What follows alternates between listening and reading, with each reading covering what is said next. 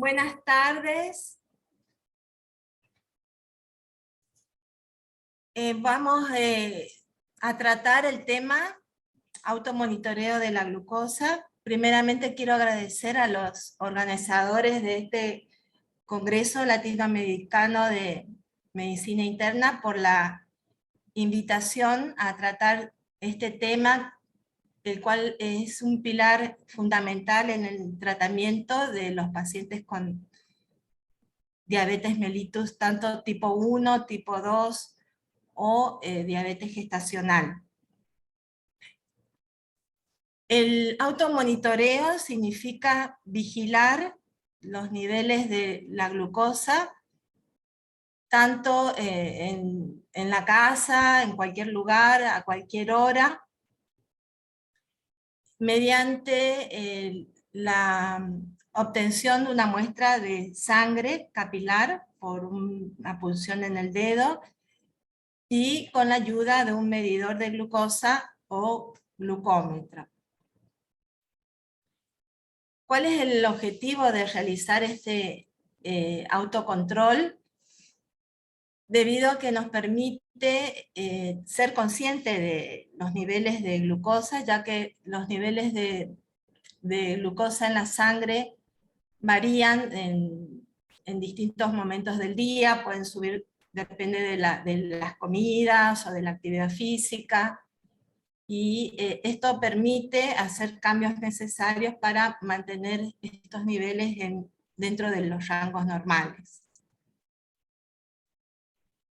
Entonces, ¿cuáles son las ventajas de hacerse el automonitoreo?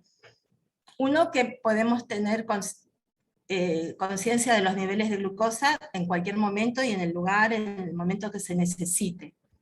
Nos permite hacer ajustes en el tratamiento, tanto en la actividad física, en la alimentación, o cuando se usan medicamentos. Nos permite detectar también los niveles de cuando los azúcares están por encima del rango, las hiperglucemias, o también detectar las hipoglucemias, y de esta manera tomar acciones correctivas. Y nos permite conocer cómo responde el cuerpo a la insulina, a determinados medicamentos, a los alimentos, a la actividad física o durante las enfermedades. La frecuencia con que se debe hacer el automonitoreo, eso debe acordarse con el médico tratante, pero en general se recomienda a los pacientes con diabetes mellitus tipo 1 que se controlen entre 4 a 7 veces al día, y los que tienen diabetes mellitus tipo 2 de 1 a 3 veces por día. En el caso de que el paciente con diabetes tipo 2 esté en tratamiento con insulina, se debe hacer controles más frecuentes como un diabético tipo 1. El horario de la medición puede variar, puede ser antes de las comidas, 2 horas después de comer.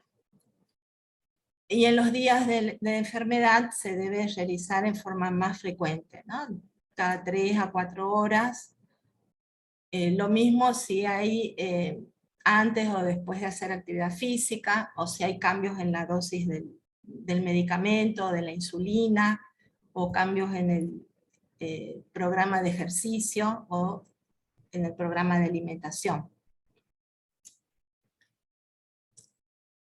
Entonces, como dije, los horarios en los que se recomienda hacerse los controles de glucosa pueden ser en ayunas, antes de comer, antes de las comidas, o 2 horas después de comer. También es importante hacer algunas mediciones antes de dormir, o a las 3, 4 de la mañana, donde son más frecuentes las hipoglucemias. Siempre se debe llevar un registro de las mediciones, se debe anotar la hora, la fecha, y si hay alguna situación especial, por ejemplo, antes o después de hacer actividad física, o si hay una reunión, una fiesta, un cambio de medicación, es importante también registrarla. ¿Qué es lo que se necesita para hacer un automonitoreo? Necesitamos el medidor de glucosa o glucómetro, necesitamos las cintas reactivas, las lancetas, el lancetero, un antiséptico, un cuadro de registro y una lapicera para anotar los resultados, y una botella para descartar las lancetas y las cintas que no se, ya usadas. Existen distintos tipos y variedades de glucómetro.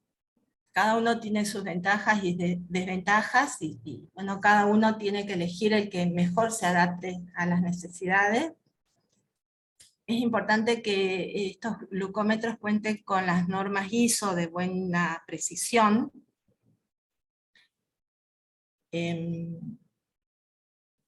Y las recomendaciones para hacerse el autocontrol, bueno, por supuesto es importante lavarse bien las manos, secarse bien antes de hacer la punción, evitar ponerse cremas en ese momento, y masajear el dedo ligeramente también para obtener una buena muestra. Es importante también fijarse que las cintas no estén vencidas y que esté también limpio el equipo. Depende del modelo de glucómetro. Hay glucómetros que requieren poner la gota de sangre en la cinta y después introducirla al equipo, como en este caso. Y hay otros que se encienden al introducir la cinta reactiva, pide la gota y se introduce la gotita en el extremo de la cintita. El lugar de la punción es importante hacerlo en el costado del dedo, debido a que ahí es menos doloroso, ya que hay menos terminaciones nerviosas. Y es importante acordar con su médico tratante cuáles son los niveles que deben tener. Esto es muy personalizado para cada tipo de persona con diabetes. En general, la Asociación Americana de Diabetes recomienda que en ayunas los niveles estén entre 70 y 130 miligramos por decilitro, y 2 horas después de las comidas estos no suban más de 180 miligramos por decilitro. Pero esto es importante también acordarlo con su médico, cuál es el nivel de tiempo de rango que debe tener cada persona. También es importante consultar a su médico cuando hay niveles de menos de 40, por más que no tengan síntomas, o cuando constantemente están sus niveles en menos de 70 miligramos por decilitro. También cuando los niveles están también en forma continua, más de 200 por más de una semana, es importante consultar a su médico. O cuando los niveles en 2 lecturas seguidas marcan más de 300, también tienen que consultar y ver cuál es la causa que está descompensando la diabetes.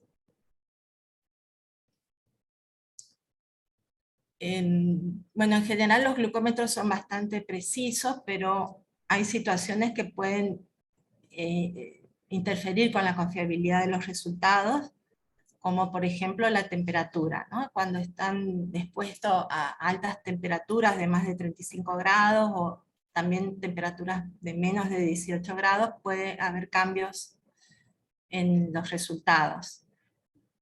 También es importante evitar que no se expongan las tiras a las cintas a la humedad, porque también se altera el resultado. Nunca guardar las cintas en la heladera. Entonces, Es importante el registro, ¿no? Llevar un diario, ¿no? Y de esta manera ser conscientes de cómo varían los controles en distintos momentos del día. ¿No? Es importante alternar, ¿no? los controles antes de las comidas o horas después de las comidas y registrarlos.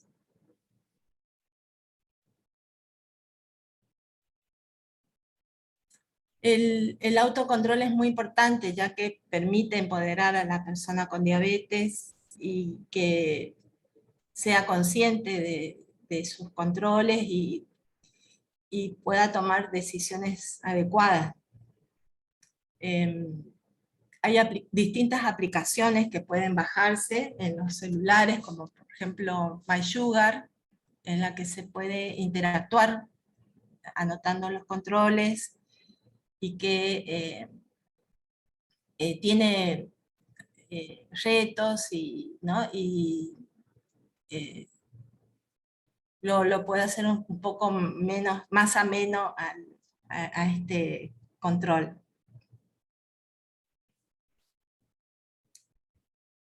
Otra forma de monitoreo es el monitoreo continuo de glucosa.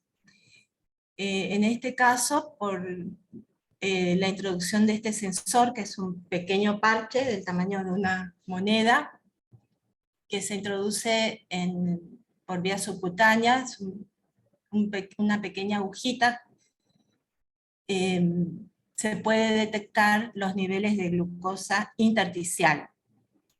A diferencia del otro, que veíamos la glucosa capilar, los valores de glucosa intersticial tienen una diferencia de 10 a 15 minutos con respecto a la sangre capilar. Este sistema permite escanear a través de este lector, escanear y tener las mediciones de la glucosa cada 5 a 15 minutos, sin necesidad de realizarse la punción en el dedo. Y de esta manera podemos hacer escaneos más frecuentes y ver de manera de ir viendo un gráfico de glucosa durante el día y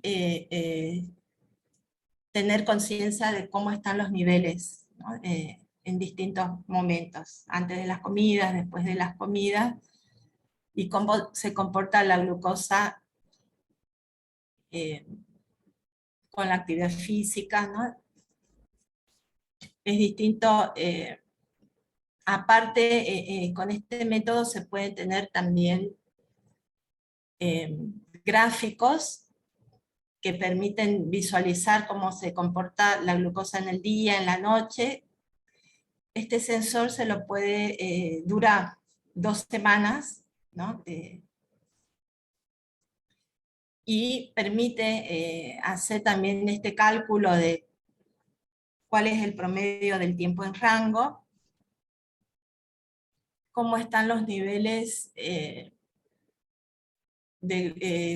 fuera del rango también, cuando está por encima del rango o por debajo del rango. Este cálculo del porcentaje de tiempo en rango correlaciona muy bien con los niveles de hemoglobina glicosilada. Distintos estudios calcularon que para tener un valor de hemoglobina glicosilada de menos de 7, que es la meta en la mayoría de las personas con diabetes, se debe tener un tiempo en rango, o sea, en valores de entre 70 y 180 miligramos por decilitro, de más de un 70%. También permite detectar el porcentaje de hipoglicemias, que traen muchas complicaciones también, y permite calcular la variabilidad glucémica, ¿no? Que también es importante tener menos de un 36% de variabilidad glucémica para de esta manera prevenir también complicaciones crónicas. Este es otro ejemplo del informe que es este LibreView, ¿no? Es un patrón ideal, un rango muy alto de tiempo en rango, de más de 93%, con una curva plana, sin variabilidad glucémica.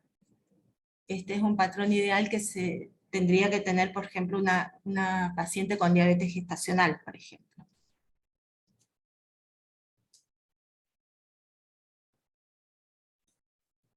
Bueno, muchas gracias por su participación y estamos después abiertos a sus preguntas. Muchas gracias.